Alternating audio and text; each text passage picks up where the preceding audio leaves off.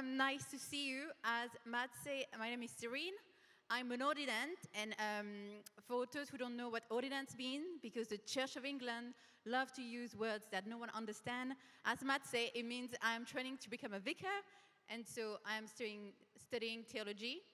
I also see on Sunday mornings the little kids, 0 to 5, the best team, so it's not too late to join. I am still accepting people, so please. We are doing a 4-part series on relationship. And let's face it, without relationship, we wouldn't be there. God created us for relationship, and they are what shape us for the better or for worse. And it's why it's important to have a relationship, and this is why we're doing this series. And last week, Chris spoke about our relationship with God, which is online. And this week, I will be focusing on friendship. And then the next week, we will be focusing on family and romance. Now, when I first saw the title of my talk, my first reaction was, ew, when I saw relationship. But then I saw friendship, and I was like, yes, that I can speak about. And I have stuff to say, as it has been a beautiful, painful, messy journey. And I'm sure we all have different thoughts and feelings when we hear the word friendship. And I hope for many of you, you will have face pop up of friends of you, and you will have that warm feeling. And if you don't, I hope that by tonight you will feel encouraged. So I too have face that pop up in my mind when I think about friendship. Me and Ronaldo, my bestie. But no, I do have long, life-giving friendship. It hasn't always been the case. So before I became a Christian, I used to have social anxiety, and I felt really self-conscious, shy in a room, and I felt really scared of being seen or expressing myself. But look at me now. I'm holding the mic, so anything can happen, people. And before I became a Christian,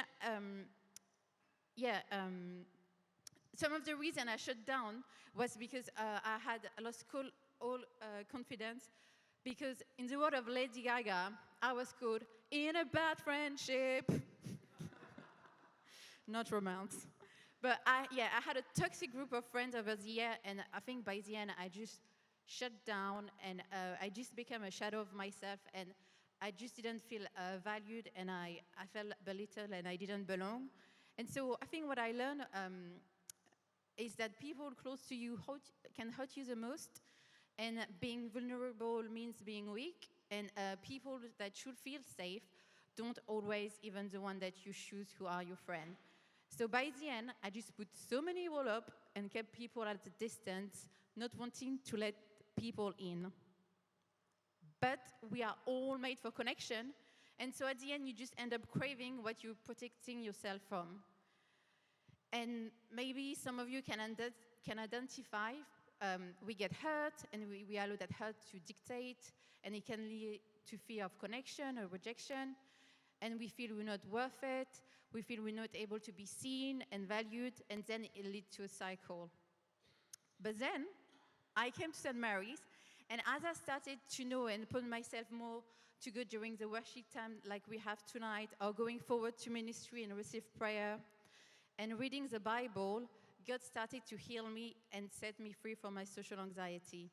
And I am still on a journey to wholeness with Jesus. And I remember one time listening to a talk, and that person saying, you need to learn to be good with God and with people, both. And I guess because learning to be good with God and with people, that's what sustains you, that's what makes a real impact in your life. And I realized I was good with God, but I will have to learn to be good with people. And as I was reading through my journal during this talk, I think I can see how I ask a lot in my journal about God to give me wisdom and boldness and to open up and not to feel afraid of relationship. There is a lot in this. But fast forward to a few years, I can say that God did redeem and rewrite my story, especially when it comes to friendship. And he did make beauty out of ashes, because that's what God does.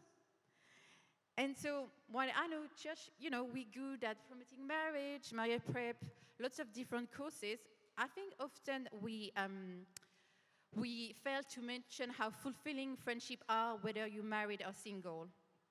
But friendship brings something that your family can bring. Friendship is that fun, equal space where there's no family dramas, there's no pressure, and everyone is equal. And while in the early stage of your life, you're shaped by your family, and it can leave an imprint, the rest of your life, you're also shaped by your friends. Friendship is the only love that is absolutely deliberate. It will not push itself upon you. But as C.S. Lewis says, it is the instrument by which God reveals to each the beauty of all of the other. And Jesus modeled too. He had his 12 disciples, but he had his 3 close friends, John the Beloved. But so you won't have it without friends, friendship, love. And now I know we live in London, and I think in London it's quite easy to have lots of acquaintances, know lots of people, but not a lot of meaningful relationship. We live in an age of isolation and individualism, and where loneliness is so prevalent here in the UK that we had to have a minister of loneliness in 2018. And especially for men, as they grow older, 1 out of 5 will say they don't have close friends. A French theologian says, to be lonely is to feel unwanted, unloved, and therefore unlovable. Loneliness is a taste of death. Trust the French to say it as it is. But that was my case, so I'll take it. Moving to a new city, it's hard to make new friends because many of the friends we make either at uni or at work, we make them by being around them, by meeting them regularly.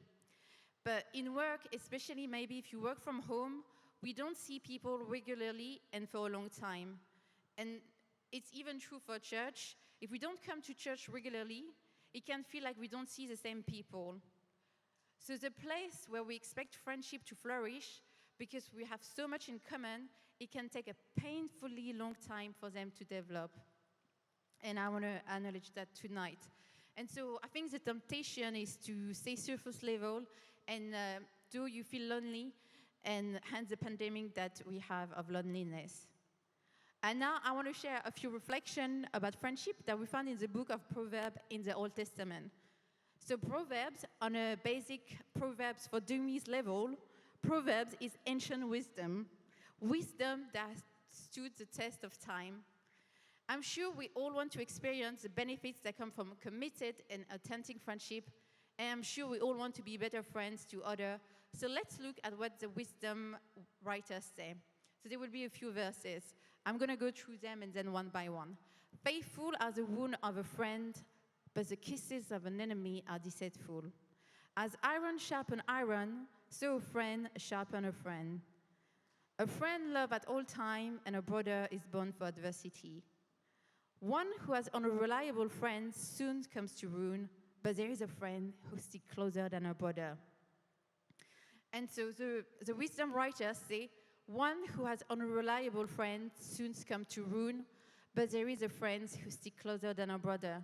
And I think that linked to what Sasha said about doing a testimony about don't look at your friend because they might give you bad advice when she said about look to God. And this was being said in a culture that was much more family-oriented, and a friend is there because they have choose. You have choose them and they want to be there. And the translation for sticks in Hebrew means as commitment out of passionate love.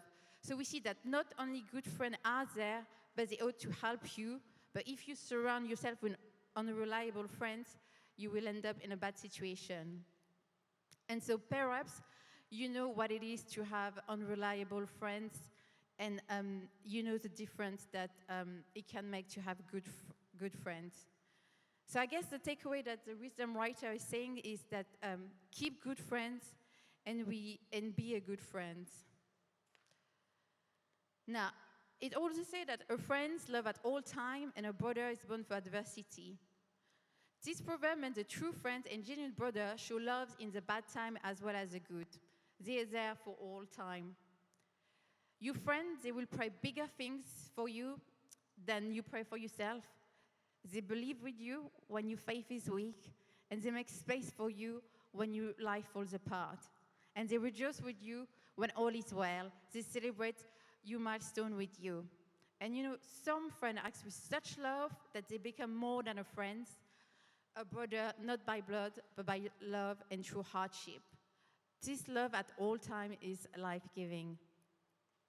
And I remember one time during lockdown, I was really struggling, thinking, what was the meaning to life? Everything has stopped. I can't do anything. I just don't understand. It just felt really dark. And I was like, we could be in heaven worshiping. Like, I can't do anything in here. And then at the perfect moment, my friend sent me a card telling me how encouraged I was by my faith.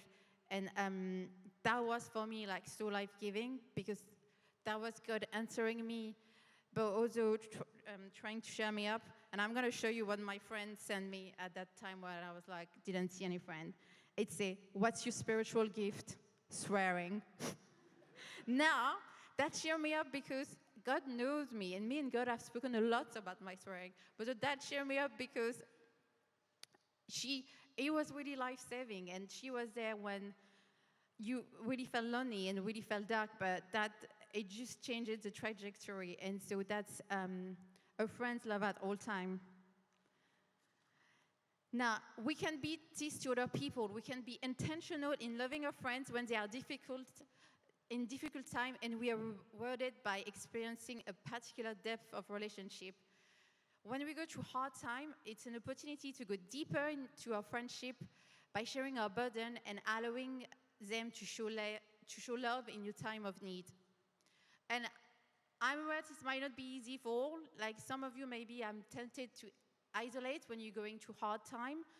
But the reward is so great if you're brave enough to, because we all need friends to tell you you are seen and you are missed. And as friends, it requires us to reach out.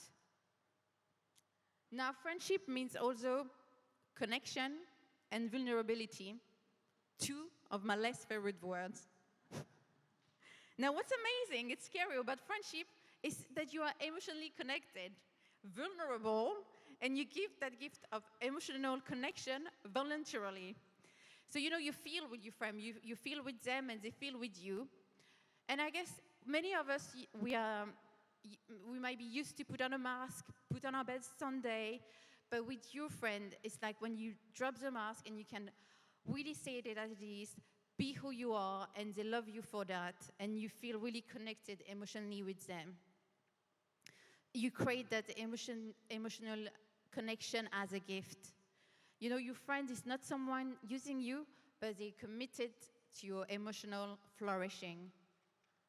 100% said that was true for myself, because while God really helped me and counseling too helped me, what really worked out for my emotional flourishing has been my friends and sticking with it. And I can say that also it helped me to be a better friend. And one of the wisdom writers say is, faithful are the wounds of a friend. Now, what are the wounds of a friend? Doesn't sound appealing, does it? But if we're honest, the wisdom writer said that true friendship means telling other hard truths that they aren't eager to hear out of love and concern for them. Have you experienced this? It's often uncomfortable, but we're better off for it. Sometimes our friends can be a bit blunt, and that's okay. But the hard truth needs to be shared in the context of love. That doesn't mean using that horrible Christian phrase, because Christians love to use some friends. Friends, I said this in love. No. It has to be really loving and truthful and kind. And if you are on the receiving end, be open to it. Because a true friend who's been with you through hard time, the hard truths are faithful and worth holding on to. And as I say, I had experience with toxic group of friends, and let's say that they were deadly. They weren't faithful, but now I have more healthy experience of friendship where I know where my friends are blunt, but it's because they want to challenge me out of love, and they want the best for me. I'm sure maybe some of you at one point, You might have that one friend who's like in a relationship and you know that it's not the best for them and you might have challenged them. I expect my friend to challenge me when we do the romance to get myself here on the carpet because I want to run away. But this is what friendship is, people. It's real. And the last one, the last proverb that we would say is, as iron sharpen iron, so one friend sharpen another. So back in the time, a common method to sharpen steel or iron is to use a similar piece of metal. So when the two scrap against each other, both pieces are shaped and the rough spots are removed. And similarly, two people can interact and help refine each other. And other proverbs in the Bible note the importance of hearing other people's views. And so this is a lesson that apply a constructive level of conflict. The two pieces, they don't become sharper unless they bump into each other. So I guess fellow believers who never challenge or question one another are liable to remain dull. And now that I guess I can see it now that I'm doing this Vicar School and we're building friendship and we have a formation group, but there's so many of us from different tradition, and so I can see the challenging conversation where we can agree to disagree about our tradition or even theology, or even sometimes with your non-Christian friends, but you stick together and those conversations will enrich you anyway. And the key is always also to have grace with your friend.